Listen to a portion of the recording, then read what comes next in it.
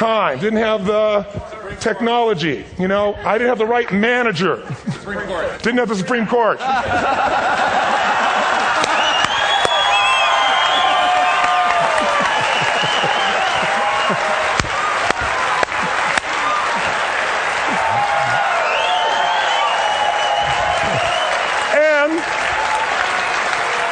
And what do all those, including the Supreme Court, have in common? They are a claim to you missing resources. And they may be accurate. You may not have the money. You may not have the Supreme Court. But that is not the defining factor.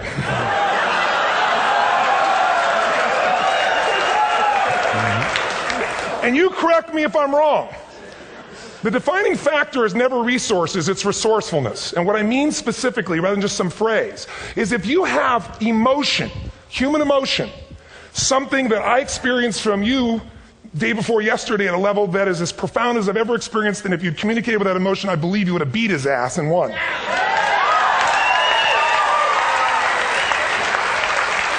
But how easy for me to tell him what he should do. Idiot, Robbins. But I know when we watched a debate, at that time, there were emotions that blocked people's ability to get this man's intellect and capacity and the way they came across to some people in that day. Because I know people that wanted to vote in your direction and didn't, and I was upset. But there was emotion that was there. How many know what I'm talking about here? Say I. So emotion is it, and if we get the right emotion, we can get ourselves to do anything. We can get through it. If you're creative enough, playful enough, fun enough, can you get through to anybody, yes or no? If you don't have the money, but you're creative and determined enough, you find the way. So this is the ultimate resource, but this is not the story that people tell us, right? The story people tell us is a bunch of different stories. They tell us we don't have the resources, but ultimately, if you take a look here, flip it up if you would. They say, what are all the reasons they have in common? We've said that. Next one, please. He's broken my pattern, that son of a bitch. But I appreciated the energy, I'll tell you that. What determines your resources? We've said decisions shape destiny, which is my focus here. If decisions shape destiny, what determines it is 3 decisions. What are you going to focus on? Right now, you have to decide what you're going to focus on. In this second, consciously or unconsciously, the minute you decide to focus on something, you've got to give it a meaning. And whatever that meaning is produces emotion. Is this the end or the beginning? Is God punishing me or rewarding me, or is this the roll of the dice? And emotion then creates what we're going to do, or the action. So think about your own life, the decisions that have shaped your destiny. And that sounds really heavy, but in the last 5 or 10 years, 15 years, haven't there been some decisions you've made that if you made a different decision, your life would be completely different? How many can think of one, honestly? Better or worse? Say I. So the bottom line is maybe it was where to go to work, and you met the love of your life there. Maybe it was a career decision. I know the Google geniuses I saw here. I mean, I understand that their decision was to sell their technology at first. What if they made that decision versus to build their own culture? How would the world be different? How would their lives be different? Their impact. The history of our world is these decisions. When a woman stands up and says, no, I won't go to the back of the bus, she didn't just affect her life. That decision shaped our culture. Or someone standing in front of a tank. Or being in a position like Lance Armstrong and someone says to you, you've got testicular cancer. That's pretty tough for any male, especially if you ride a bike. Right? You got it in your brain, you got it in your lungs. But what was his decision of what to focus on? Different than most people. What did it mean? It wasn't the end, it was the beginning. What am I going to do? He goes off and wins 7 championships he never won once before the cancer because he got emotional fitness, psychological strength. That's the difference in human beings that I've seen of the 3 million I've been around. Because that's about my lab. I've had 3 million people from 80 different countries that I've had a chance to interact with over the last 29 years. And after a while, patterns become obvious. You see that South America and Africa maybe connect in a certain way, right? Other people say, oh, that sounds ridiculous. It's simple. So, what shaped Lance? What shapes you? 2 invisible forces. Very quickly. 1, state. We all have had times. Have you had a time you did something and after you did it, you thought to yourself, I can't believe I said that. I can't believe I did that. That was so stupid. Who's been there? Say I. Have you ever done something after you do it, you go, that was me. Right? It wasn't your ability, it was your state. Your model of the world is what shapes you long term. Your model of the world is the filter. That's what's shaping us. That's what makes people make decisions. When we want to influence somebody, we got to know what already influences them. And it's made up of 3 parts, I believe. First, what's your target? What are you after? Which I believe it's not your desires. You can get your desires to goals. How many of you got a goal or desire and thought, is this all there is? How many have been there? Say aye. So it's needs we have. I believe there are 6 human needs. Second, once you know what the target that's driving you is and you uncover it for the truth, you don't form it, you uncover it. Then you find out what's your map. What's the belief systems that are telling you how to get those needs? Some people think the way to get those needs is destroy the world. Some people is to build something, create something, love someone. And then there's the fuel you pick. So very quickly, 6 needs. Let me tell you what they are. First one, certainty. Now these are not goals or desires. These are universal. Everyone needs certainty that they can avoid pain and at least be comfortable. Now how do you get it? Control everybody, develop a skill, give up, smoke a cigarette. If you got totally certain, ironically, even though we all need that, like if you're not certain about your health or your children or money, you don't think about much more. You're not sure the ceiling's going to hold up. You're going to listen to any speaker. But while we go for certainty differently, if we get total certainty, we get what? What do you feel if you're certain? You know what's going to happen, when it's going to happen, how it's going to happen. What would you feel? Bored out of your mind. So God, in her infinite wisdom, gave us a second human need, which is uncertainty. We need variety. We need surprise. How many of you here love surprises? Say aye. Bullshit. You like the surprises you want. The ones you don't want, you call problems, but you need them. So variety is important. Have you ever rented a video or a film that you've already seen? Who's done this? Get a fucking life. Right? Why are you doing it? You're certain it's good because you read it before, saw it before, but you're hoping it's been long enough you've forgotten enough there's variety. Third human need, critical, significance. We all need to feel important, special, unique. You can get it by making more money. You can do it by being more spiritual. You can do it by getting yourself in a situation where you put more tattoos and earrings in places humans don't want to know. Whatever it takes. The fastest way to do this, if you have no background, no culture, and no belief in resources or resourcefulness, is violence. If I put a gun to your head and I live in the hood, instantly I'm significant. 0 to 10, how high? 10. How certain am I you're going to respond to me? 10. How much uncertainty? Who knows what's going to happen next? Kind of exciting. Like climbing up into a cave and doing that stuff all the way down there. Total variety and uncertainty. And it's significant, isn't it? So you're willing to risk your life for it. So that's why violence has always been around and will be around unless we have a consciousness change as a species. Now you can get significance a million ways, but to be significant, you got to be unique and different. Here's what we really need.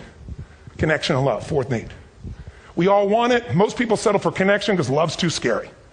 Don't want to get hurt. Who here has ever been hurt in an intimate relationship? Say aye. If you don't raise your hand, you'll have had other shit too. Come on. And you're going to get hurt again. Aren't you glad you came to this positive visit? But here's what's true. We need it. We can do it through intimacy, through friendship, through prayer, through walking in nature. If nothing else works for you, get a dog. Don't get a cat, get a dog. Because if you leave for 2 minutes, it's like you've been gone for 6 months when you show back up again 5 minutes later, right? Now, these first 4 needs, every human finds a way to meet. Even if you lie to yourself, even if you have split personalities. But the last 2 needs, the first 4 needs are called the needs of the personality, is what I call it. The last 2 are the needs of the spirit. And this is where fulfillment comes. You won't get fulfillment from the first 4. You'll figure a way, smoke, drink, do whatever, meet the first 4. But the last 2, number 5, you must grow. We all know the answer here. If you don't grow, you what? If a relationship's not growing, if a business is not growing, if you're not growing, it doesn't matter how much money you have, how many friends you have, how many people love you, you feel like hell. And the reason we grow, I believe, is so we have something to give of value. Because the 6th need is to contribute beyond ourselves. Because we all know, corny as it sounds, the secret of living is giving. We all know life's not about me, it's about we. This culture knows that. This room knows that. And it's exciting. When you see Nicholas up here talking about his $100 computer, the most passionate, exciting thing is here's a genius, but he's got a calling now. You can feel the difference in him. And it's beautiful. And that calling can touch other people. In my own life, my life was touched because when I was 11 years old, Thanksgiving, no money, no food, and we're not going to starve, but my father was totally messed up. My mom was letting him know how bad he messed up. And somebody came to the door and delivered food. My father made 3 decisions. I know what they were briefly. His focus was, this is charity. What does it mean? I'm worthless. What do I got to do? Leave my family, which he did. The time, one of the most painful experiences of life. My 3 decisions gave me a different path. I said, focus on, there's food, what a concept. You know? Second, but this is what changed my life. This is what shaped me as a human being. Somebody's gift. I don't even know who it is. I thought, my father always said, no one gives a shit. And all of a sudden, somebody I don't know, they're not asking for it, this is giving our family food, looking out for us. It made me believe this. What does it mean? That strangers care. And what that made me decide is if strangers care about me and my family, I care about them. What am I going to do? I'm going to do something to make a difference.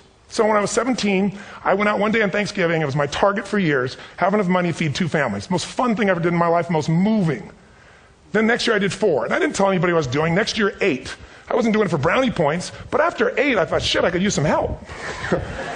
So sure enough, I went out, and what did I do? I got my friends involved, and I grew companies, and then I got 11 companies, and I built a foundation. Now, 18 years later, I'm proud to tell you, last year we fed 2 million people in 35 countries through our foundation, all during the holidays, Thanksgiving, Christmas, in all the different countries around the world. It's been fantastic. Thank you. So I don't tell you that to brag. I tell you because I'm proud of human beings because they get excited to contribute once they've had the chance to experience it, not talk about it. So finally, I'm about out of time, the target that shapes you, here's what's different about people. We have the same needs, but are you a certainty freak? Is that what you value most, or uncertainty? This man here couldn't be a certainty freak if he climbed through those caves. Are you driven by significance or love? We all need all 6, but whatever your lead system is tilts you in a different direction. And as you move in a direction, you have a destination or destiny. The second piece is the map. Think of that as the operating system tells you how to get there. And some people's map is, I'm going to save lives even if I die for other people. And they're a fireman. Somebody else says, I'm going to kill people to do it.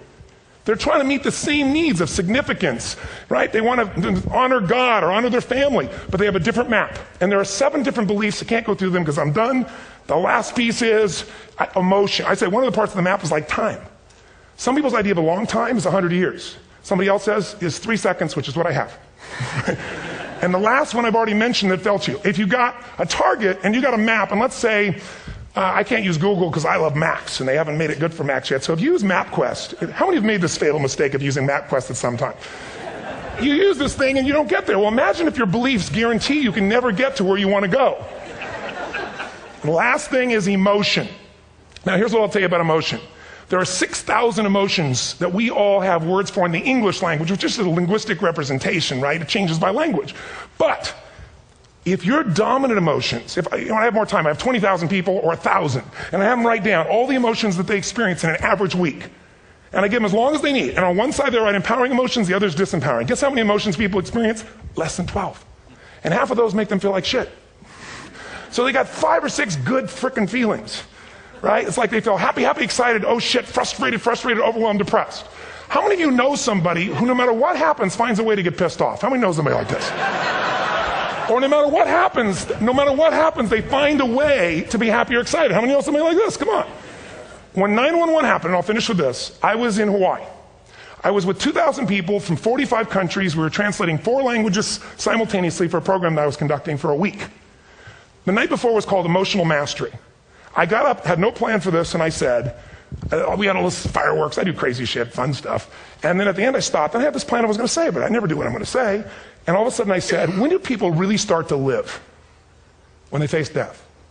And then I went through this whole thing about if you were going to get off this island, if 9 days from now you were going to die, who would you call, what would you say, what would you do? One woman, well that night is when 9/11 happened. One woman had come to the seminar, and when she came there, her previous boyfriend had been kidnapped and murdered. Her friend, or her new boyfriend, wanted to marry her, and she said no. He said, if you leave and go to that Hawaii thing, it's over with us. She said it's over. When I finished that night, she called him and left a message, true story, at the top of the World Trade Center where he worked, saying, honey, I love you. I just want you to know, I want to marry you. It was stupid of me. She was asleep, because it was 3 a.m. for us, when he called her back from the top and said, honey, I can't tell you what this means. He said, I don't know how to tell you this, but you give me the greatest gift because I'm going to die. And she played the recording for us in the room. She was on Larry King later. And he said, you're probably wondering how on earth this could happen to you twice. And he said, all I can say to you is, this must be God's message to you, honey. From now on, every day, give your all, love your all. Don't let anything ever stop you. She finishes, and a man stands up and he says, I'm from Pakistan, I'm a Muslim. I'd love to hold your hand and say I'm sorry, but frankly, this is retribution. I can't tell you the rest because I'm out of time.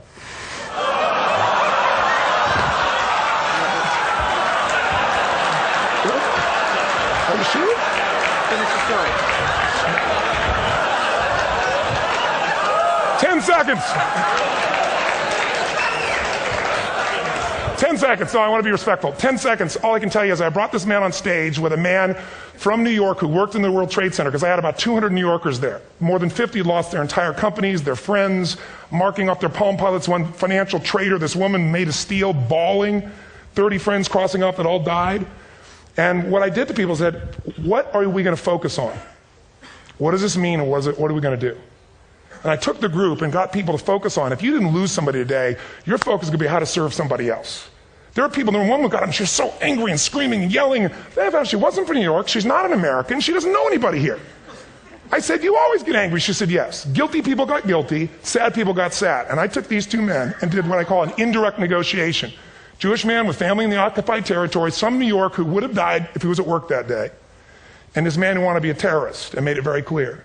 And the integration that happened is on a film, which I'll be happy to send you, so you can really see what actually happened instead of my verbalization of it. But the two of them not only came together and changed their beliefs and models of the world, but they worked together to bring, for almost 4 years now, to various mosques and synagogues, the idea of how to create peace. And he wrote a book, which is called My Jihad, My Way of Peace.